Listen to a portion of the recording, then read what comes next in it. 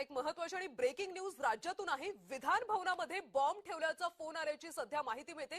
विधान भवनामध्ये बॉम्ब ठेवल्याची अफवा पसरली आणि त्यामुळे सध्या सगळीकडे गोंधळाचं वातावरण पाहायला मिळते। सध्या अर्थसंकल्पीय अधिवेशन सुरू आहे आणि या दरम्यान विधान भवनामध्ये बॉम्ब ठेवल्याची अफवा पसरली। सध्या त्यामुळे त्या ठिकाणी तारांबळ उडाल्याचं पाहायला मिळते। गोंधळ सुद्धा निर्माण झालाय। विधान भवनामध्ये बॉम्ब ठेवल्याची अफवा पसरली। सध्या त्या ठिकाणी सुरक्षा रक्षकांकडून सुद्धा कसून अशी चौकशी केली जाते। विधान भवनामध्ये बॉम्ब ठेवल्याची अफवा पसरली त्यामुळे गोंधळाचं वातावरण निर्माण झालं। सध्या सुरक्षा रक्षकांकडून आणि पोलिसांकडून त्या ठिकाणी तपासणी केली जाते। त्यामुळे विधान भवन परिसरामध्ये आमदारांची कार्यकर्त्यांची मोठ्या प्रमाणात गर्दी असते। माध्यमांचे प्रतिनिधी सुद्धा त्या ठिकाणी असतात आणि विधान भवनामध्येच बॉम्ब ठेवल्याची अफवा आता समोर आली। बॉम्ब अफवेमुळे सगळ्यांना सध्या गेटवर रोखण्यात आले। सुरक्षा रक्षक आणि पोलिसांकडून सध्या त्या ठिकाणी कसून अशी तपासणी केली जाते। विधान भवनामध्ये बॉम्ब ठेवल्याची अफवा पसरली। सध्या राज्याचं अर्थसंकल्पीय अधिवेशन सुरू आहे आणि याच दरम्यान आज विधान भवनामध्ये बॉम्ब ठेवल्याची अफवा पसरली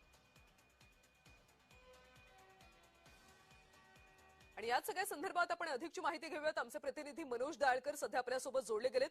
मनोज, बॉम्ब ठेवल्याची अफवा पसरली, सध्या काय परिस्थिती आहे, कशा पद्धतीने तपासणी केली जाते?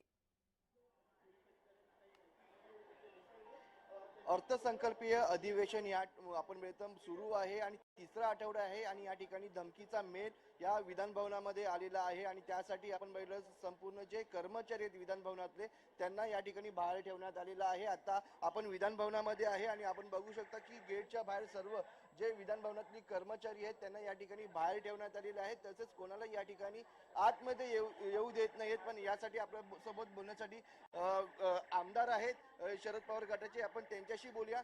सर, विधान भवनाला धमकीचा मेल आलेला आहे, काय सांगा?